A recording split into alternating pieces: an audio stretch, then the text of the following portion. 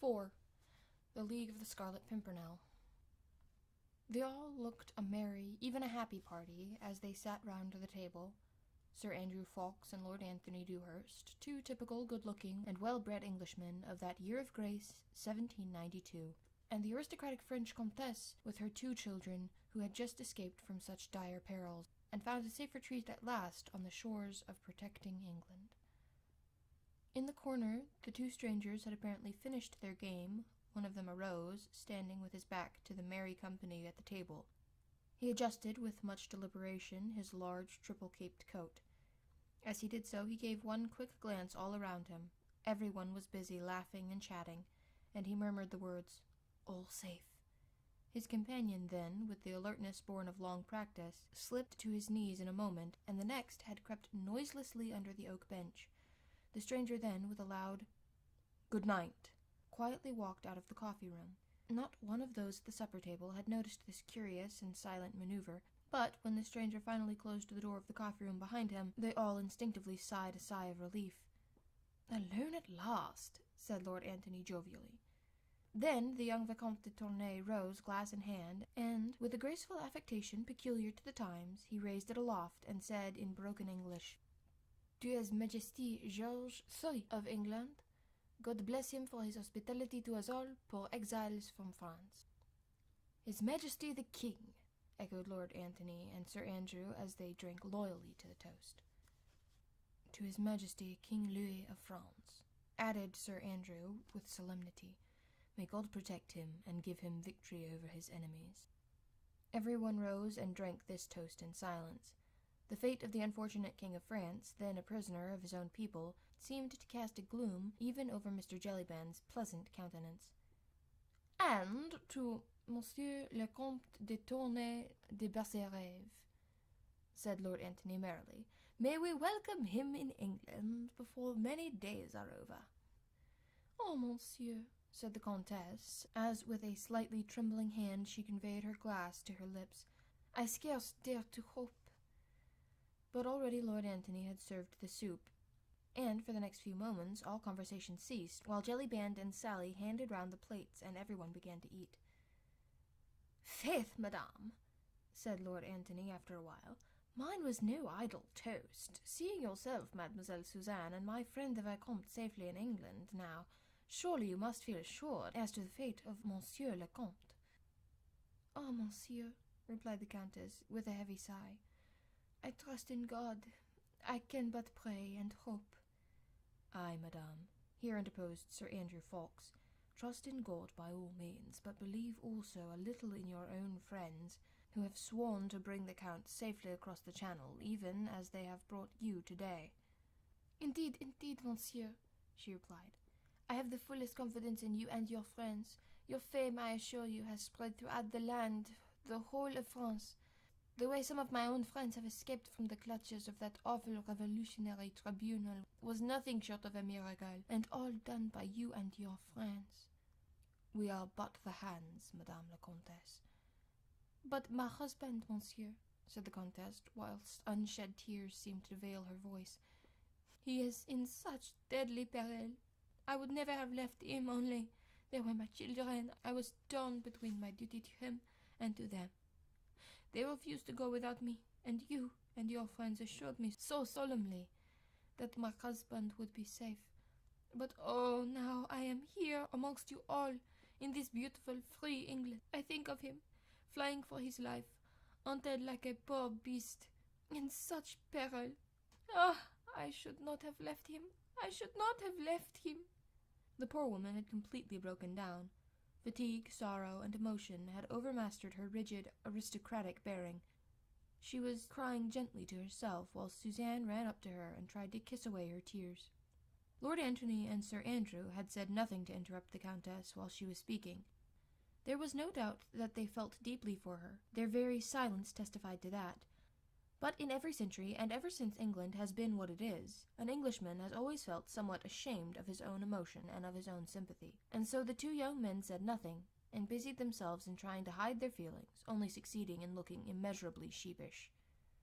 "As for me, monsieur," said Suzanne, suddenly, as she looked through a wealth of brown curls across at Sir Andrew, trust you absolutely, and I know that you will bring my father safely to England, just as you brought us today." This was said with so much confidence, such unuttered hope and belief, that it seemed as if by magic to dry the mother's eyes and to bring a smile upon everybody's lips. "Nay, you shame me, mademoiselle," replied Sir Andrew. "Though my life is at your service, I have been but a humble tool in the hands of our great leader who organized and effected your escape." He had spoken with so much warmth and vehemence that Suzanne's eyes fastened upon him with undisguised wonder. "Your leader, monsieur?" said the Comtesse eagerly. "Ah, of course you have a leader, and I did not think of that before. But tell me, where is he? I must go to him at once, and I and my children must throw ourselves at his feet and thank him for all that he has done for us." "Unless, madame," said Lord Antony, "that is impossible." "Impossible? Why?" "Because the Scarlet Pimpernel works in the dark, and his identity is only known under the solemn oath of secrecy to his immediate followers." "The Scarlet Pimpernel?" said Suzanne with a merry laugh. "Why, what a droll name! And what is the Scarlet Pimpernel, monsieur?" She looked at Sir Andrew with eager curiosity. The young man's face had become almost transfigured. His eyes shone with enthusiasm. Hero worship, love, admiration for his leader seemed literally to glow upon his face.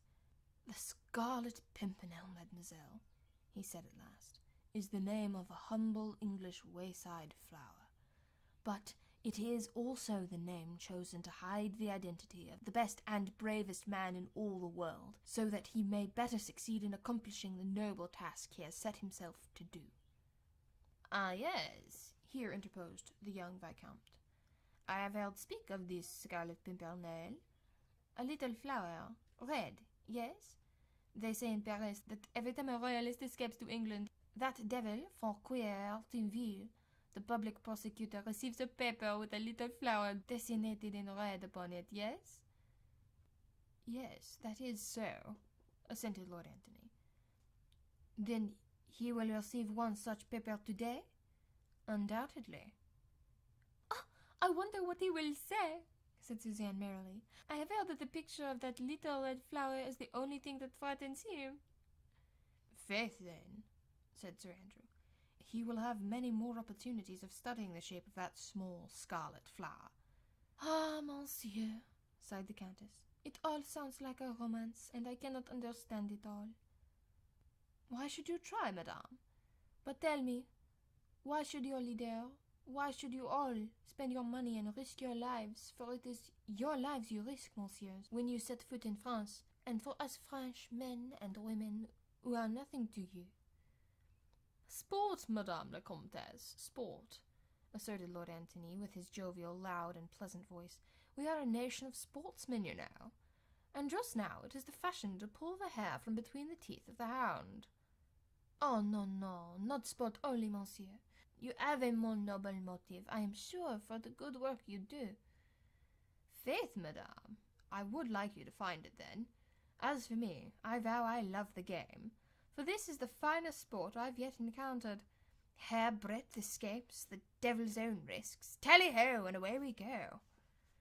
But the Comtesse shook her head, still incredulously. To her it seemed preposterous that these young men and their great leader, all of them rich, probably well-born and young, should for no other motive than sport run the terrible risks which she knew they were constantly doing. Their nationality, once they had set foot in France, would be no safeguard to them. Anyone found harboring or assisting suspected royalists would be ruthlessly condemned and summarily executed, whatever his nationality might be. And this band of young Englishmen had, to her own knowledge, bearded the implacable and bloodthirsty tribunal of the Revolution within the very walls of Paris itself, and had snatched away condemned victims almost from the very foot of the guillotine. With a shudder she recalled the events of the last few days. Her escape from Paris with her 2 children, all 3 of them hidden beneath the hood of a rickety cart and lying amidst a heap of turnips and cabbages, not daring to breathe, whilst the mob howled, "À la lanterne les aristos!" at the awful west barricade. It had all occurred in such a miraculous way. She and her husband had understood that they had been placed on the list of suspected persons, which meant that their trial and death were but a matter of days, of hours perhaps. Then came the hope of salvation, the mysterious epistle signed with the enigmatic scarlet device, the clear, peremptory directions, the parting from the Comte de Tournay, which had torn the poor wife's heart in two, the hope of reunion, the flight of her 2 children, the covered cart, that awful hag driving it, who looked like some horrible, evil demon with the ghastly trophy on her whip-handle. The Comtesse looked round at the quaint, old-fashioned English inn. The peace of this land of civil and religious liberty, and she closed her eyes to shut out the haunting vision of the West Barricade and of the mob retreating panic-stricken while the old hag spoke of the plague.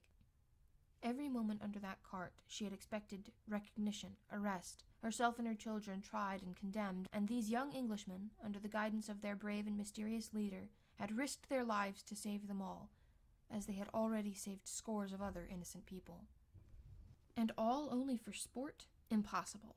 Suzanne's eyes, as she sought those of Sir Andrew, plainly told him that she thought that he, at any rate, rescued his fellow-men from terrible and unmerited death, through a higher and nobler motive than his friend would have her believe.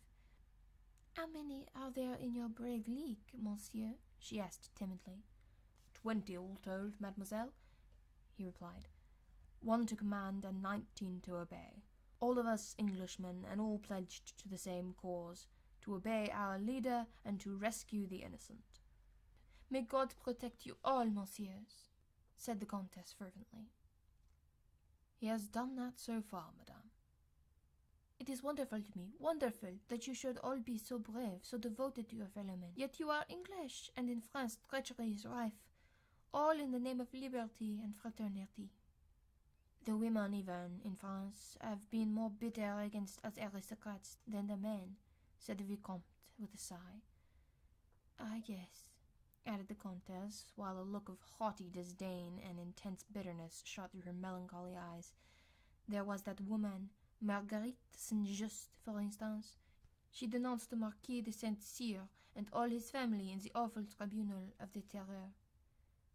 "Marguerite Saint-Just," said Lord Antony, as he shot a quick and apprehensive glance across at Sir Andrew. "Marguerite Saint-Just? Surely—" "Yes," replied the Comtesse. "Surely you know her. She was a leading actress of the Comédie Française, and she married an Englishman lately. You must know her." "Know her?" said Lord Antony. "No, Lady Blakeney. The most fashionable woman in London, the wife of the richest man in England. Of course we all know Lady Blakeney." "She was a schoolfellow of mine at the convent in Paris," interposed Suzanne, "and we came over to England together to learn your language. I was very fond of Marguerite, and I cannot believe that she ever did anything so wicked." "It certainly seems incredible," said Sir Andrew. "You say that she actually denounced the Marquis de Saint-Cyr. Why should she have done such a thing? Surely there must be some mistake." "No mistake is possible, monsieur," rejoined the Comtesse coldly. "Marguerite Saint-Just's brother is a noted Republican. There was some talk of a family feud between him and my cousin, the Marquis de Saint-Cyr. The Saint-Justs are quite plebeian, and the Republican government employs many spies. I assure you there is no mistake. You had not heard of this story?" "Faith, madame, I did hear some vague rumours of it, but in England no one will credit it. Sir Percy Blakeney, her husband, is a very wealthy man of high social position, the intimate friend of the Prince of Wales, and Lady Blakeney leads both fashion and society in London." "That may be, monsieur, and we shall, of course, lead a very quiet life in England, but I pray God that while I remain in this beautiful country I may never meet Marguerite Saint-Just." The proverbial wet blanket seemed to have fallen over the merry little company gathered round the table. Suzanne looked sad and silent. Sir Andrew fidgeted uneasily with his fork, whilst the Comtesse, encased in the plate armor of her aristocratic prejudices, sat rigid and unbending in her straight-backed chair. As for Lord Antony, he looked extremely uncomfortable, and glanced once or twice apprehensively toward Jellyband, who looked just as uncomfortable as himself. "At what time do you expect Sir Percy and Lady Blakeney?" he contrived to whisper unobserved to mine host. "Any moment, my lord," whispered Jellyband in reply. Even as he spoke, a distant clatter was heard of an approaching coach. Louder and louder it grew. One or two shouts became distinguishable. Then the rattle of horses' hooves on the uneven cobblestones, and the next moment a stable-boy had thrown open the coffee-room and rushed in excitedly. "Sir Percy Blakeney and my lady," he shouted at the top of his voice. "They're just arriving." And with more shouting, jingling of harness, and iron hooves upon the stones, a magnificent coach, drawn by 4 superb bays, had halted outside the porch of the Fisherman's Rest.